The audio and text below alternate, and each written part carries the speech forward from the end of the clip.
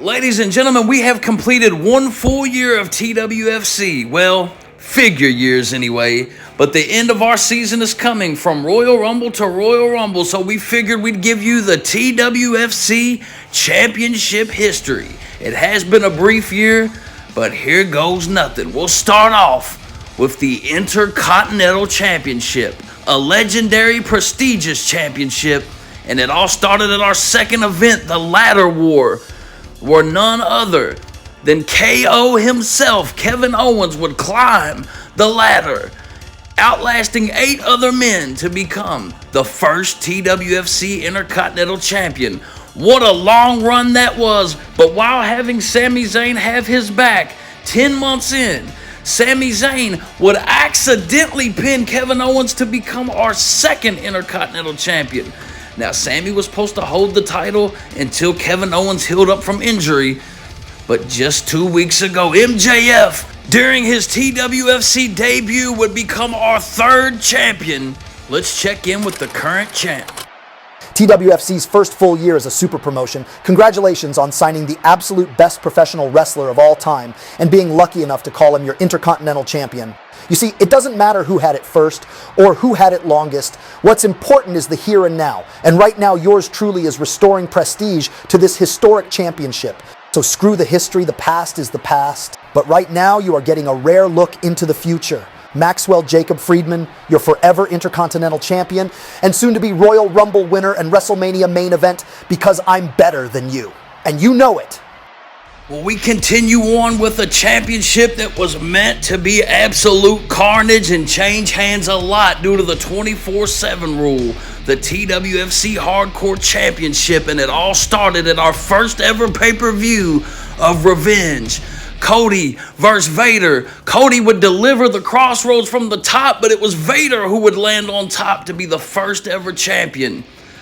2 weeks later, Doink the Clown would win the title from Vader via the 24/7 rule. But not long after that, Darby would pull a fast one on Doink, becoming the third champion. But just as soon as that happened, Doink would immediately, in the rematch, get the title back for his second reign, becoming our fourth champion. It was Mick Foley at TWFC WrestleMania finally dethroning Doink. And Roman Reigns would show up on Nitro 2 weeks later, taking out Mick Foley. The Roman Reigns era had officially begun. And that is where the hardcore title and the world title were merged, as Evan Bourne damn near broke the neck of Roman Reigns, becoming our 7th hardcore champion, merging the titles together, world title and hardcore title. Roman Reigns, the next night, would get the titles back via the 24/7 rule. After World War III, there was no champion for a while, so the Mick Foley hardcore scavenger hunt just 2 weeks ago would see George the Animal Steele becoming our 9th champion. And just last week, when the Alliance would attack George the Animal Steele, Mick Foley came to his rescue. But while checking on George, the referee would make the count. Foley told him it was a misunderstanding, but Shane McMahon from behind, completely injuring Mick Foley with that sledgehammer. Management stopped Shane from getting the 24/7 pin, so Foley is currently the hardcore champion, but we have not heard from Foley since he was hospitalized. But nonetheless, the TWFC Championship history marches on. The World Heavyweight Championship, the classic big gold belt. Due to the oversized roster, there needed to be a second world championship, and this one has not disappointed. There have been quite a few title changes due to the circumstances, but it all started with Kurt Angle versus Bret Hart, WrestleMania 1, TWFC to crown the first world champion, and the Olympic hero would get the job done, etching his name as the first ever champion. After a 3-month title reign, he was defending against Evan Bourne when Kevin Owens would cash in his Money in the Bank to become our second ever world champion. That championship reign of Kevin Owens didn't last very long, because during the tournament, our first undisputed title match would merge the titles. Cody Rhodes would become the new world champion. During that same tournament, controversy struck as the suplex from Evan Bourne would leave both men's shoulders down. There was so much confusion during the World Series of Wrestling Finals. They didn't know what to do. Who's going to be the undisputed champion? They ruled to split the titles. Evan Bourne became the new world champion.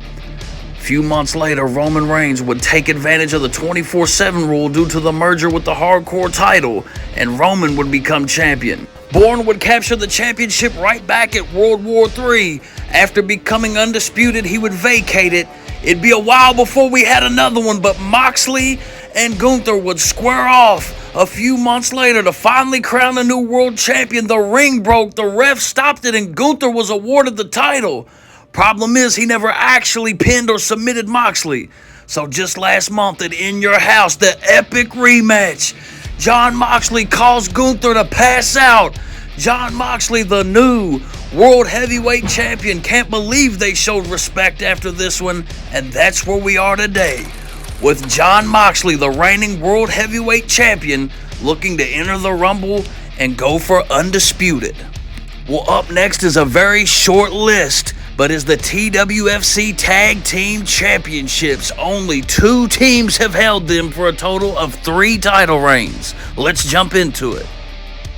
The inaugural Tag Team Champions, FTR, have been Tag Team Champions for most of TWFC's short history.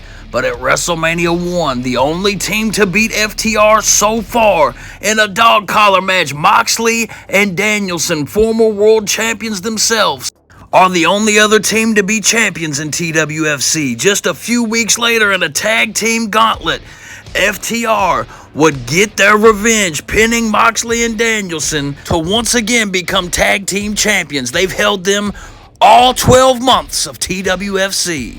But let's briefly look at some other championships that are no longer around or kind of on the back burner.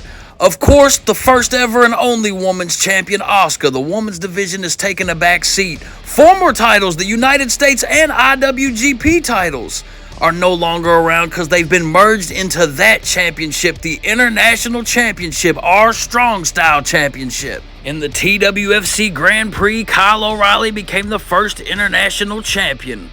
But ladies and gentlemen, it's time for the most prestigious championship in our industry, the TWFC Championship, and it is a short list. Our very first ever event was a 2-ring battle royal to crown a TWFC champion, and Gunther has the honors of going down in history as the first ever TWFC champion. A few months into his reign, Paul Heyman introduced the brand new 10 pounds of gold TWFC Championship. So the design changed, but at WrestleMania 1, Cody Rhodes, against all odds, pulled the unthinkable when he was the first man to defeat Gunther and the second man to have the right to call himself TWFC Champion. Cody was champion for most of the year until the shocking turn of events during the World War III match where Evan Bourne turned his back on the fans and our industry as a whole when he became only the 3rd man to call himself TWFC Champion. Love him or hate him, you can't deny skill. Bourne has beaten all comers and is the current TWFC Champion.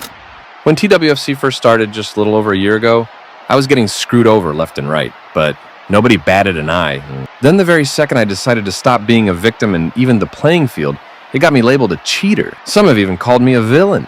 Well, if that's what it takes for me to get what I deserve, then so be it. This is the top prize in our industry. And as you just saw, only 3 men have had the honor of calling themselves TWFC Champion. And as God is my witness, there won't be a 4th anytime soon. Management can throw whatever obstacles they want in my way, but it won't make a difference. This championship means I'm the pound-for-pound best pro wrestler alive today. So line up a gauntlet of the other big names of our industry. Force me to enter number 1 in the Royal Rumble. It doesn't matter. At the end of the day, this championship will remain in my possession until the day I decide it no longer serves my purpose. This is the Evan era. It's my world, and you're all just living in it.